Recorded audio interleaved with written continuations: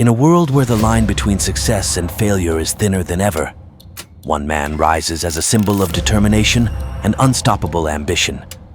Andrew Tate. A name synonymous. Get ready for a journey into the world of Andrew Tate, where dreams become reality and only the strongest survive. Witness the transformation of a man into a myth. But success does not come without a price. Every obstacle, every setback has made him stronger. This is not just a story. This is a legend in the making. From the rough ring to the highest peaks of the business world, he has conquered every challenge in his path. His lifestyle, his mentality, his unparalleled drive inspire millions around the globe.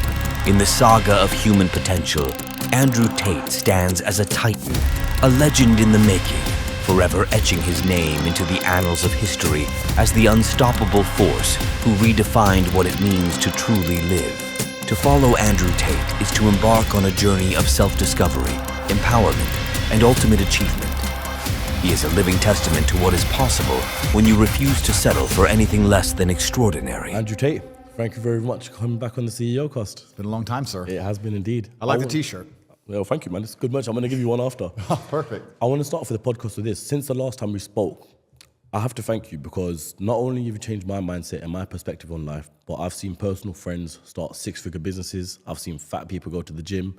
I've seen men stop chasing women. I've seen a lot happen. And when I ask them all one thing, they say it's down to Andrew Tate. How does that make you feel? Yeah, that's amazing news. And it's good to know that I'm having such a positive impact on the world. It's also interesting because it's living the juxtaposition of the mainstream media and the government, especially in the UK, trying to ban me and convince the world that I'm the devil and that I'm evil. And at the same time, everyone's saying I'm doing such good things. And it's certainly highlighted to me exactly how the mainstream establishment works and how scared they are of making men and people motivated in general. Because when you're a motivated individual, you pay attention to the things around you and you're not laying down ready to accept the slave programming. It happened the other day. I think it was yesterday. Some idiot from Leeds, I think, with a gun intended on shooting up a mall or something ridiculous.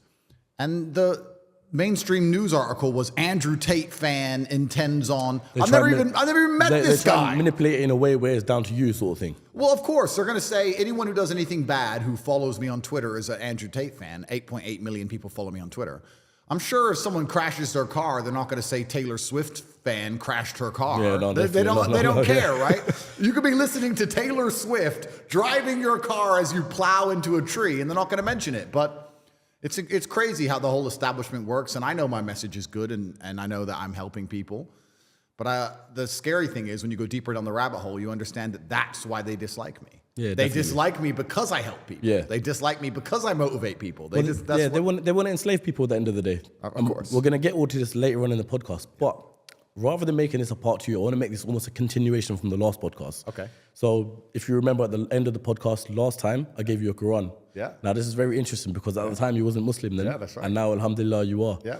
So first off, I want to say welcome to Islam. Thank you. And secondly, what I want to say is, I know you've said a few times that you don't want to discuss Islam too much on podcasts. Yeah. And I completely understand that because at the end of the day, it's nothing to be ashamed of because we're all sinners and nothing can get anyone anything perfectly said.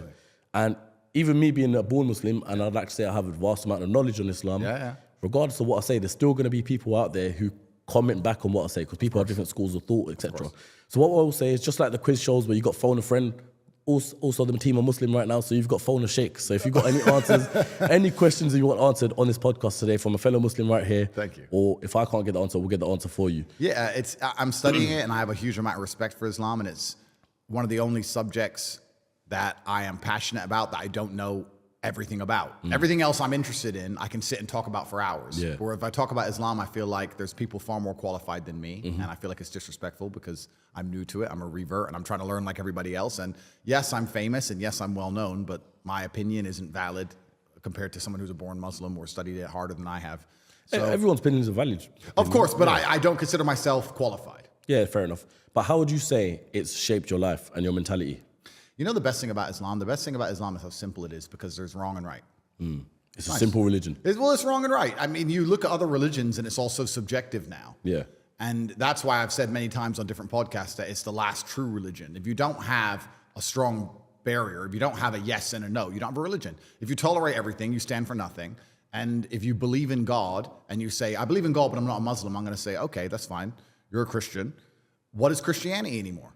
What does it mean? You can go to a Christian country, and America, let's take, for example, and you'll get in more trouble for insulting George Floyd than you will for insulting Jesus Christ. Yeah, for sure. You can walk down walk down the street with a T-shirt saying Jesus is gay. Girls barely go to church. If they do, who knows what they were doing the night before? None of it means anything. And then if you go and find a Christian that says this trans person has changed gender, what do you think about that? Christians are so soft, they're going to go, well, I hope he finds redeem, and I hope he finds guidance. Haram, bro. Haram. No, you didn't. It's haram.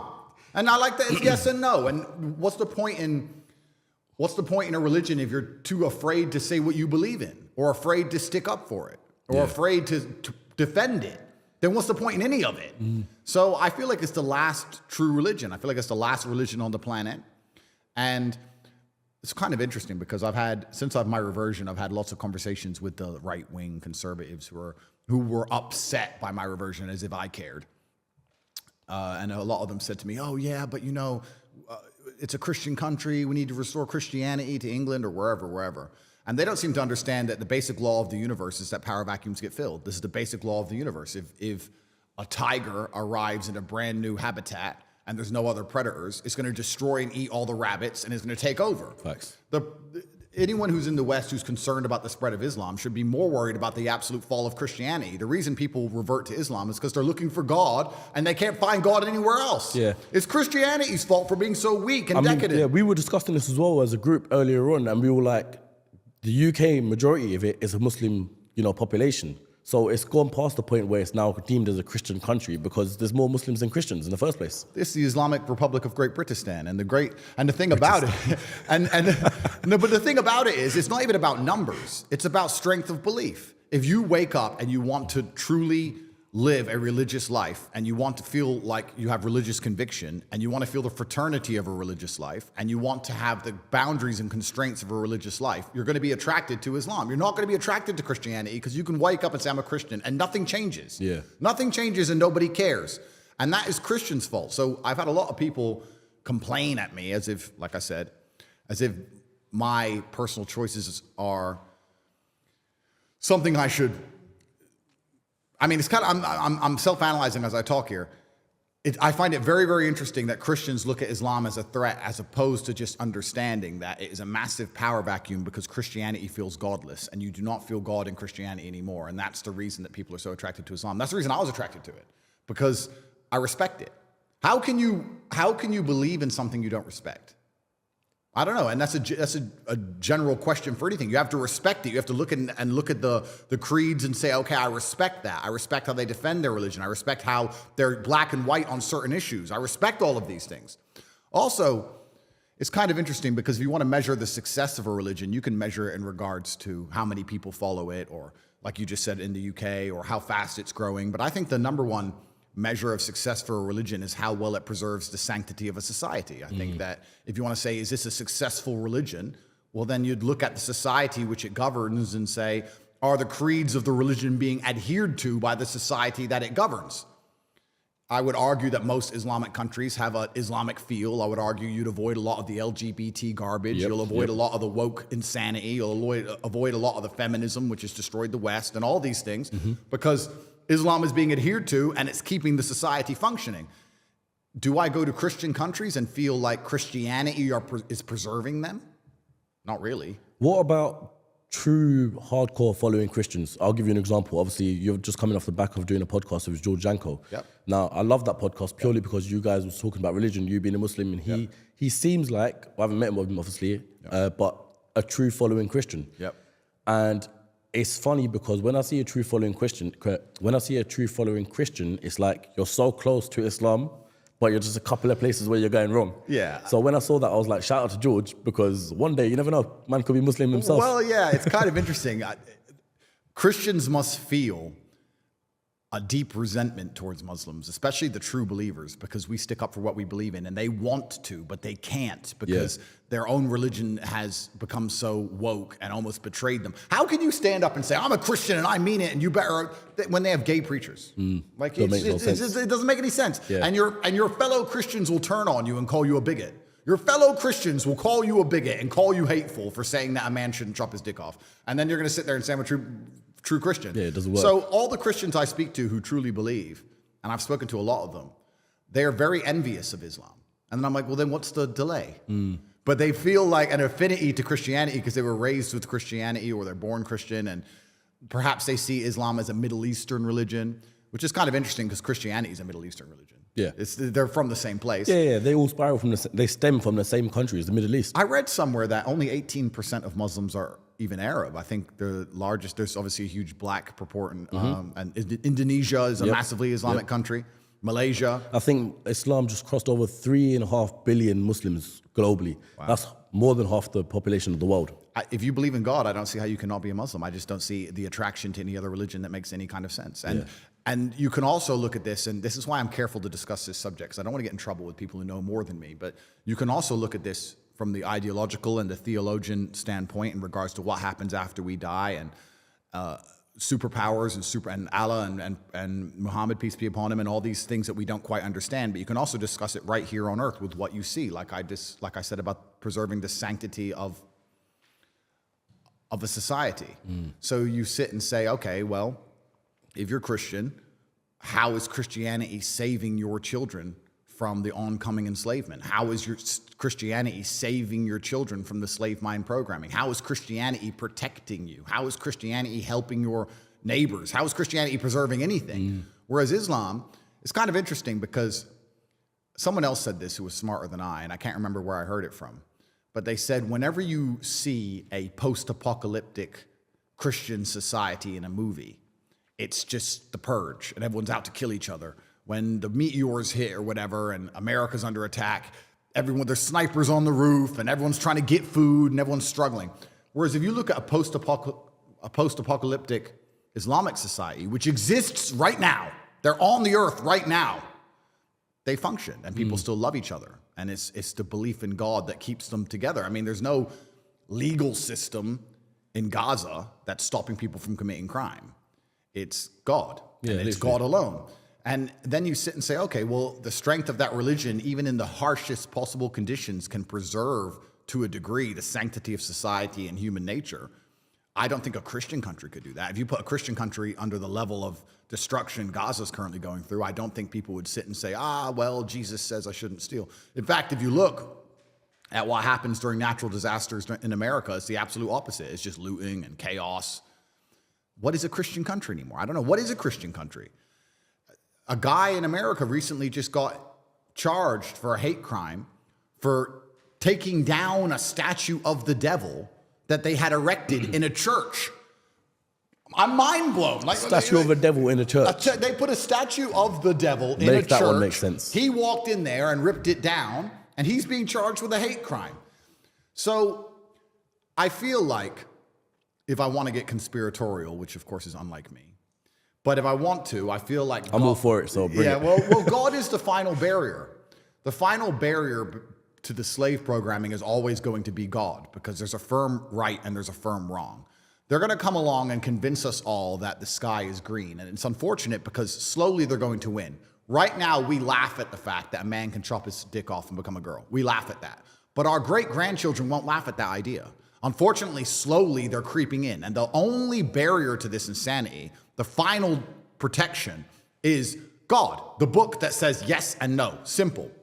So would you say, just a quick, sorry to disturb you there, would you say the answer to getting out of that and being part of the group where we don't believe what they say regardless is religion? Guys, listen, one of today's sponsors doing something absolutely crazy for you listeners. Check this. If you want to learn how to trade or struggling to be profitable as a trader, Jesse, who you can find on YouTube as Casper SMC, is guaranteeing any listener who applies for mentorship through the link in the description will get funded as a trader, or he'll work directly with you until you do. In just the last 90 days, Jesse's helped over 100 people get funded in his mentorship, and most of these guys never made a single dollar in trading before. And as an extra bonus, Jesse even threw in a gift exclusive to this episode's listeners. And that's the trading strategy he's using 30 days leading up to today's episode to clear $100,000 in profits. You can get more info on Jesse's mentorship and the 100K strategy in 30 days using the link in the description below. I do know Jesse has limited spots in his mentorship, so if you are interested in that, take a moment to apply while enrollment is open. Once again, the link is in the description below, so make sure you apply. Oh, it is, but it's only Islam. This is the point, because Christianity is under such heavy attack now, and they've watered it down and diluted it so deliberately.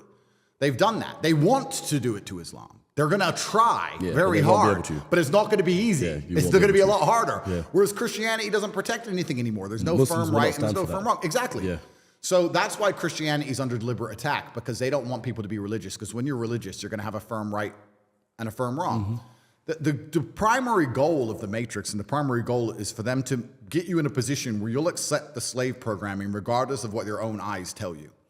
That's their primary goal. Their primary goal is for you to walk through life with a mask on, full of vaccine, seeing everyone around you fully functioning and healthy and scared of a pandemic. Or walking through life and meeting a nice gentleman and calling him a man. That's what they want. They want you to ignore your eyes. So, and it's unfortunate, they've already got a huge percentage of the populace there who will walk outside and see the sky is blue, watch the news and being told it's pink, and look at it and go, oh, I must have made a mistake. Yeah, it's it must pink. have made a mistake, So that's their primary goal, and religion prevents that. So they've come along and they've deliberately assaulted God, and they've assaulted the Christian faith, and it was a test for the Christian people to stand up and resist, and they failed. So when they complain now about Islam conquering Western nations, I say, well, you failed. You failed. It's now a power vacuum. Power vacuums get filled, and anybody with a true heart and true conviction who truly wants to respect God is going to be attracted to the Islamic faith because you have failed. I don't want, bro, if you're going to go to war, which I just described, because war is nothing other than controlling of ideas. That's all war is. The reason we send tanks to some random field and blow things apart is to gain influence over a geographical area so we can control, to control the ideas of that area. So I just described a war to you. It's a spiritual war, but it is a genuine war. If I'm going to go to war against Satanists who are going to try and poison my children and enslave me, who do I want on my team? Think about it. You're about to go into a bar fight. You want to roll with the G's, or you want to roll with a bunch of pussies? It's a war. And if every time I say to Christians, bro, look what they're doing to Christianity, and their answer is, I pray for them. Bro, no. Haram. It's interesting. It's interesting because speaking about it now, everything you just said there is pretty much written in the Quran that there's going to be a war coming against the Muslims versus the rest, in the sense of, well, they're going to try and take everyone away from Islam and try and do that. But obviously the true Islams are going to stay there. Now, it's interesting because with recent technologies, what I've heard in Islam is that the way they try to do it is they want to combine technology with human to create the same power as God. Right? Now, I look at things like, this might be a conspiracy once again, but the new Apple Vision Pro that's just come out. I look at that and thinking, so you basically want everyone to wear headsets out and about around the whole world and just live, that's fully living in the Matrix. In the Matrix, bro, yeah. It's scary. And like I said, we will laugh at that. But as technology progresses and our children's children, you're right. People are going to be living completely in a digital world with little glasses on. I mean, I'm not going to lie to you. I've seen the Apple Vision Pro. I've seen some of the things it can do. I refuse to put it on because I have balls, so I can't. But once they reduce it to, let's say, the size of my sunglasses, then it's going to be scary. It's going to be crazy, right? So, and that's where technology is going. It's heading in one direction, and that's actually the most interesting thing, because empires rise and fall, and we can discuss the falling of the Western Hemisphere at length. But usually geopolitically, as empires rise and fall, another empire comes and fills the vacuum, as we talked about power vacuums. And I feel like this is the first time in human history where, as the Western Empire falls, which it is, it's going to be replaced with this global technological enslavement program. There's going to be some server somewhere in Angola where no one knows where it is, and it's going to control everything and everybody. And it's not just a matter of geopolitical influence waning and politicians falling and things like used to happen before. It's actually a lot more scary. And the globalism is coming, and it can't be avoided. And I guess it's kind of like gunpowder technology like this. You can't avoid its progression. It's going to be used. It can be used for good. It can be used for bad. How do you try and prepare yourself for that and counter it? It's super interesting. And we need God more than ever, that's for sure. Definitely. I'm going to transition the podcast now to a point where, going back again in timeline order, we had done the podcast in May 2022, I think it was, so a while ago. And then you know, you had your meteoric rise throughout the rest of 2022. It was crazy. And then we could organize to do a part 2 in Dubai over New Year's period. Yeah. And you were saying, come on the boat party, come and live the life. We'll do the podcast. I was like, yes, sick. So let me give you guys, the audience, a story. Going to Dubai now, spent about $2,000 on the ticket. Got there. Literally, as soon as I've landed, open up Instagram, and it says there, that, like, it's all over Instagram, Andrew Tate detained in Romania. So we're like, oh, shit. Detained in Romania. Okay, cool, but you know what? He's going to be there for a couple of days. He'll be all right. You know what? We're here for 2 weeks. He'll be back. Yeah. And there was literally just no sign of what's happening and all that sort of stuff. So I know you've spoken a lot on the whole jail situation, the prison situation, but I just want to know, as it stands right now, currently 2023, the date is 13th of February, day before Valentine's Day. Where do we stand in terms of the system? And, you know, obviously right now you're on Romania arrest, can't leave the country, but where do we stand? Where do we go from here? Yeah, the wheels of justice turn slowly. And I'm currently trapped within the country of Romania, but I can go anywhere I want inside of the country. I'm on bail, I guess, effectively. Okay, so I'm going to pick up on one word you just said there, trapped. Why trapped? Well, I see myself as trapped because I see myself as completely innocent. It's kind of crazy how the world has moved. We just talked about how they're going to assault religion, but I believe all of these things are actually interlinked. It's a large web, and I think that religion is also very, very closely linked to masculinity as a whole. And I think that a man who is strong of conviction, who believes in God, is something that they fear. So they also attack masculinity, and they do that by promoting feminism and also removing any man's capability or abilities to be masculine at any point. And they do that by empowering women, but also empowering the legal system to destroy men at random in the name of women. So I was accused, obviously, of the complete garbage charge of human trafficking via the Loverboy method. And what they're saying is, by being nice to people, I've convinced them to do some work, and I stole the money. And the funny thing about it is they never worked. I never took the money. But the fact that they're trying to say that being nice to a girl now is manipulation. So if you beat a girl, you go to jail. Yeah. If you grab a girl by her hair, you go to jail. If you say, excuse me, please, can you come over here? You go to jail. So you can't escape this insanity anymore, and they're doing it on purpose to remove any capability at all for you to be a man. Women have all the control. We live in a matriarchy. The law is always on their side. They can lie. They can make things up. They're out to destroy you as a man no matter what. They run the household because if you say anything to her, you're going to go to jail. If they divorces you, she takes all your stuff. Like, it's a matriarchy we live under, and it's very purposeful, and it's kind of scary. I was talking to a friend the other day, and he was saying, so your charges are you were nice to a girl and asked her to do TikTok and keep the money. I said, no, I didn't ask her to do anything. I was nice to a girl who had a TikTok account, and they're saying I stole the money from the TikTok account. They have no proof of this. And he said, bro, I know loads of guys who are nice to girls and buy them handbags. Every girl in Dubai is human trafficked. I was like, well, that's the exact point. Yeah. No one's not human trafficked now. So everyone's human trafficked. And the true objective of all of this insanity and the reason they attacked me, I don't know if you knew this, but I was arrested on the same day that Jeffrey Epstein had a huge break in his case. Oh, really? So, yeah. Type in human trafficking and it's only Andrew Tate. It doesn't say anything about Jeffrey Epstein's case. The same people who were on Jeffrey Epstein's island are saying I'm dangerous and my ideas are dangerous and I'm a human trafficker because I have girls who I know who have TikTok accounts. Yeah. And they found messages between me and the girls when the girls said, I want to get famous on TikTok. Yeah. You're famous on TikTok. How do I get famous on TikTok? I said, post it this time, post it this time, post it this time. Human trafficking. The whole point of this insanity is that everybody is guilty all of the time. And I don't think most people at home watching this understand if you are a red-blooded male in the world today, you are guilty of crimes. And if they come and they get your phone and they look through it, you are guilty. The time you said to your wife, I'll be home soon, is dinner ready, is controlling behavior. The time you sold your phone without paying taxes. The time you recorded yourself driving, breaking the speed limit. The time they'll get your phone and they will wreck you. And by the time they put those 8 cases together, you hire a lawyer, you're on bail, you go to trial, and they waste 3 years of your life. They bankrupt you. Yep.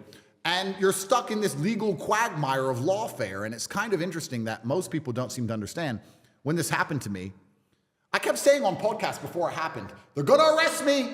My second life, they're going to get me. Yeah, you kept saying the three strikes. Three strikes. I said, first they try and cancel you. If that fails, they put you in jail for a bullshit reason. If that fails, they kill you. And I said, they're going to arrest me. And I kept warning everyone. And then it came, and people are like, why don't you just get a lawyer? And how stupid do you have to be to think that you just get a lawyer? It's a matrix attack. It's a clown world attack. The whole point is that everybody's guilty of everything all the time, and nobody who's been inside the legal system, if you haven't been through the quagmire of it yet, you don't understand exactly how guilty you are. I guarantee you, every single person watching this right now, if they get hold of your mobile phone and they get the password, they will find charges. Yeah, they can build something against you. Of course they can. Yeah. They can see the other phones you were in a vicinity with. You could be walking through the mall and you walk past a drug dealer at the wrong time. That's enough for them. Yep. They will get something and they will wreck you. And if you're not changing your phone once a month, well, then you're walking around with criminal charges in your pocket. And this is the reality of it. So if you ever get too large, if you ever say things they don't like, because your ability to speak freely is directly correlated with your insignificance. You're only allowed to speak freely if no one listens. If people listen, then you have to be a lot more careful with what you say. Then they come along, they get your phone, and they find any excuse they can to charge you. And what did they do with me? They found me giving timings to girls who have TikTok accounts saying, well, if you post it this time, you'll get more views. And they charged me with human trafficking. The people who were on Epstein's Island then used a media machine. The people who were on Epstein's Island used a media machine. It literally happened. That 3 times. It happened recently as well with Epstein's Island thing. There was a whole thing that came out about it, and I can't remember what it was, the article that they covered it up with. But literally, anything just gets swiped under the rug. The people who were on Epstein's Island used the media machine to convince everyone at home that I'm a human trafficker because I said what time to post on TikTok to some friends who said they were not human trafficked. The girls themselves are saying we're not human trafficked. This is insane. Let him go. So it's a matrix attack, and you have to understand that you live under a system in which the government will pretend they protect you, but truthfully, the government is out for itself, and the government is aiming to get forever and endless control of your life. Every single government's objective is some form of communism where they control everything. They don't care about the prosperity. They don't care about making money. These things are kind of a illusion. Many people say, oh yeah, but you know, the government wouldn't do that because they need people to have businesses, they need people to make money. They print the money. They make up the money. And they don't care if you starve because they'll always eat. If they cared about money, why was COVID everyone locked in their house? Why did everyone's business get closed during COVID if they cared about money? No, they never cared about money. They don't care. What they care about is control. And not enough people go to sleep at night realizing that every day you wake up, the government makes new laws. Has the government ever taken a law away? When's the last time the government said, we have too many laws, give me the book, let's throw some of this trash away? No, every day there's new ones. And if you make new laws every single day, you're eventually heading towards slavery. That's the end goal of it, is slavery. Yep. And we're not far off slavery now. I think a lot of people don't realize that the idea of slavery is we're gonna get somebody, force them to work, leave them in a house that we've given them and give them some food, and we're gonna force them to work. But doing that is extremely difficult. It's actually not efficient because you have to force someone to do a job they don't want to do, which is very hard to do. Yep. You have to stop them running away. You need an army. You need a fence. It's very difficult. It's actually much easier to pay them a little bit of money, and they spend all that money on their house and their food, and they believe they have free will. And now they don't realize they're a slave anymore. Because if you're a slave, you get kidnapped and you get told to work and you get a house and food. If I say, oh, I don't have to kidnap you. Oh, here's a nice opportunity for you. Come do this job. It's an opportunity. And then you work and you spend all your money on a house and food. Now you think you're free and you're actually a slave. You're still in it. Of course. And the best prison on earth is going to be the one you don't realize you're in. That's the goal, is to keep the wool over everyone's eyes. Most people don't realize they're in a jail. They wake up at 7 a.m. and they go to a job and they work hard all day and they come home and they have no time for their family and they barely pay their bills and they barely afford to eat and they have no money left at the end of the month and they somehow think they're free. And they sit there and they watch the news and the news lies to them and they got vaccine in their arm and they can't fly anywhere because they can't afford it or if their boss will give them leave. Yep. And they somehow believe they're free. You're a slave. They believe they're free when their boss signs annual leave. They're like, yeah, freedom. You ain't enough freedom. It's absolutely, it's slave world. And it's kind of crazy because even when I was in jail, I was talking to Tristan and we were saying this. Most people on the outside are less free than us here in jail. Yeah. You know, at least I can feed my family and feed my children. You know, at least I can fly the people I love all around the world at random. You know, it's kind of crazy. But all of these things that are done is to ensure that the controlling class and the elites have as much control over the populace as possible. That's the end goal of it all. And I don't think most people understand that. I'm interested to know, what was it like for you to be without your kids? Because obviously last time we done a podcast, you didn't reveal you had kids. Yeah. But now that you know, people know that you have kids and aware of it, what was it like for you to be without them for so long? Yeah. And have you ever been without them for so long on that scale before? No, never. But I'm lucky they're relatively young. But I feel like jail is just part of life. It's kind of interesting. I don't know if there's a name for this theory. It might be called the high-low theory. I don't know if that's true. I might have just made that up off the top of my head. But people who are at the bottom rung of society and people who are at the absolute top rung of society live similar lives, and the people in the middle avoid certain things. I'll give you an example. The homeless people didn't get the vaccine. The billionaires didn't get the vaccine. The people in the middle got the vaccine. Yep. The homeless people are stuck in endless legal battles and going to jail and need a lawyer and getting arrested, etc.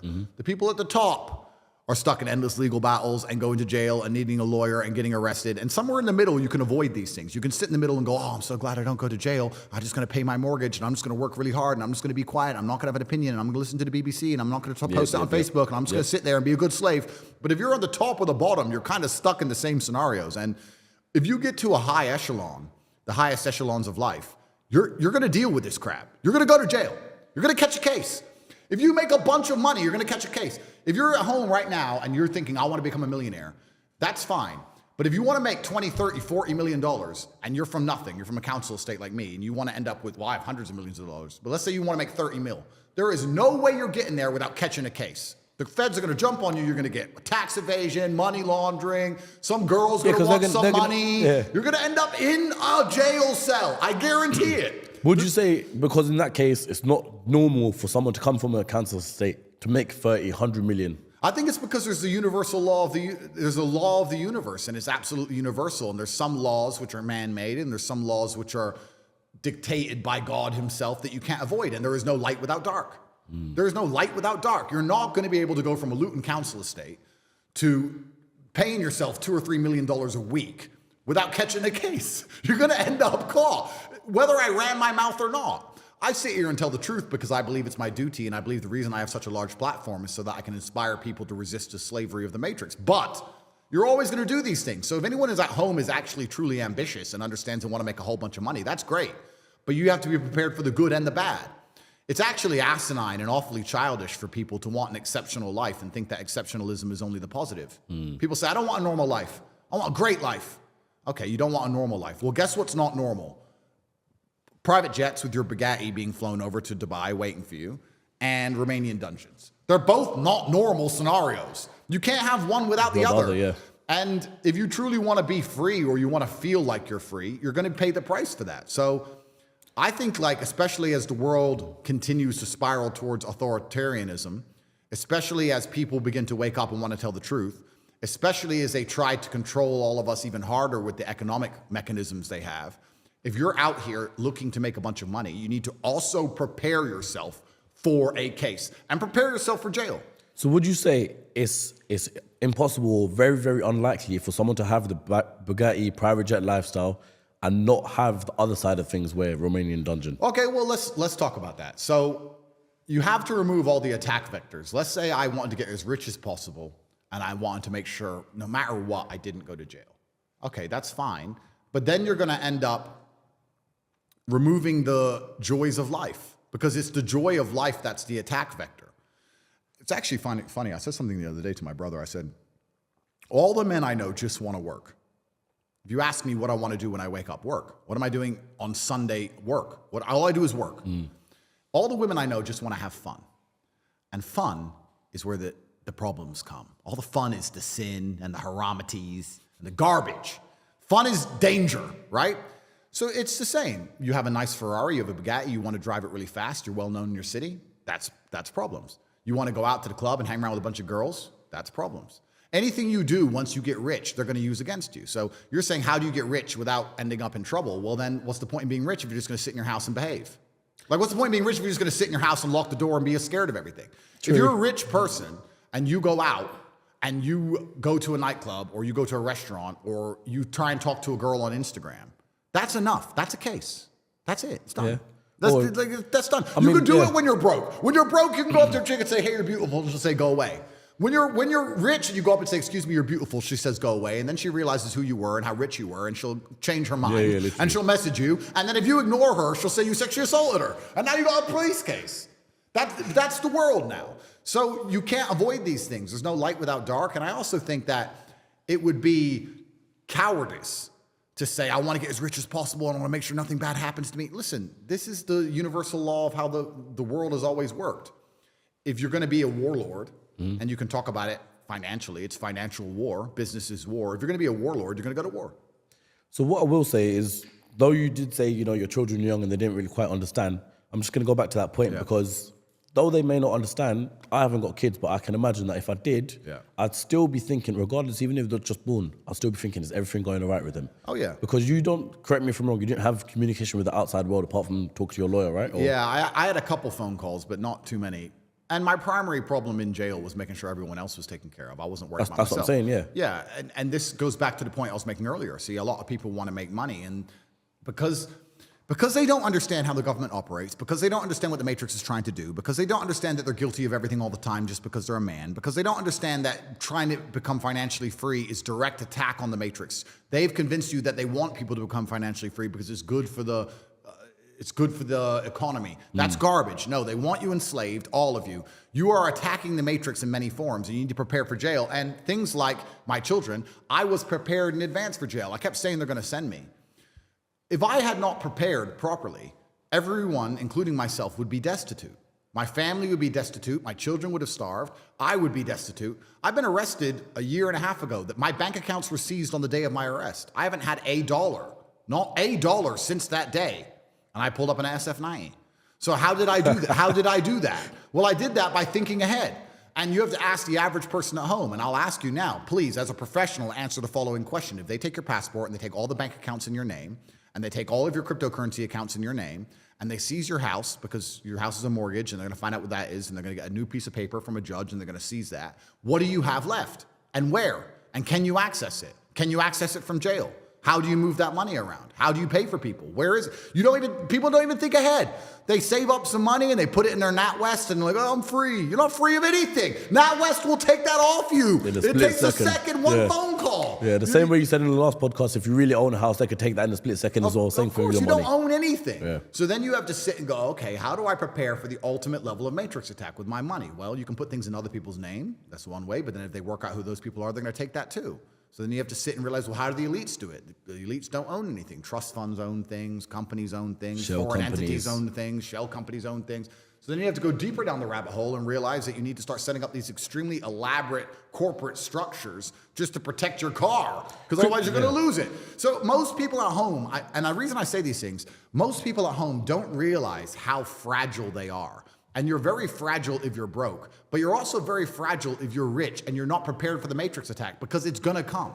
It's going to come for you. Yeah. And if you're not prepared for it, they're gonna take everything you own and you're gonna be destitute. Like I said, a year and 4 months, I haven't had access officially to $1. How am I supposed to live for a year and 4 months with no money, no food, no gas, no paying for my children, nothing? Well, you tell me, how are you doing it? Let me think of an excuse. Because that's a very interesting question. And the thing that intrigues me as well there is the crypto, because everyone seems to believe... They took everything off all the excuses. Yeah, and everyone seems to believe that crypto is decentralized, government can't touch it. No one can touch it apart from you. Yeah, so if you have a Binance account or any of these accounts, they'll find them and they'll take it all. So you have to prepare yourself for these things, and that's one thing I'm not going to say because I'm still currently on bail. Yeah, of course. You have to prepare yourself for these things, and it takes diligent work. There's so much work for you to do as a man. I don't know how people even. I barely sleep, and I never not work, and I never lay in. I'm never lazy, and I don't understand how people don't work all of the time. And when I say that, people say, "But work on what? I don't know what to work on, bro." You need 10 passports, you need 25 bank accounts, you need shell companies, you need a trust fund, you need to make some money, you then need to move that money away, you need multiple places to live, you need a place for your children to live, they need a trust fund, you have stuff to do. Yep. And people are just sitting around doing nothing. It's mind-boggling to me.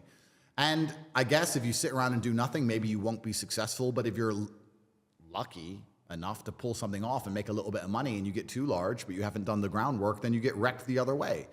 They want people inside of their slave containers. They want everyone in the middle. All of the laws are made to control the people in the middle. So they want as many people as possible in the middle. Like we just discussed the vaccine. They can't enforce it against the homeless. They can't enforce it against the billionaires. They stopped enforcing it altogether. Well, they have now. But let me give you another example. Taxes. They can't enforce taxes against a homeless man, and they can't enforce taxes against a billionaire. They can only enforce taxes against the people in the middle. Because when you make a law, you have to make the law so that it applies to as many people as possible. So what they try and do is force everyone into this middle bracket, middle class, the middle class. And the goal is to get everyone in there so they can wreck them with the law. It's only the middle class that are afraid of the law. It's the middle class that's afraid of getting a speeding ticket. Because if he gets a speeding ticket and he doesn't pay the speeding ticket, then it goes to a bailiff, and the bailiff turns up to his house, and he can't run away because the house is his and it's in a mortgage, and if he doesn't pay it, they're going to take the house off him and seize his car, and he has to pay that speeding ticket. If you give some homeless bum who just stole a car a speeding ticket, he doesn't care. And if you give a billionaire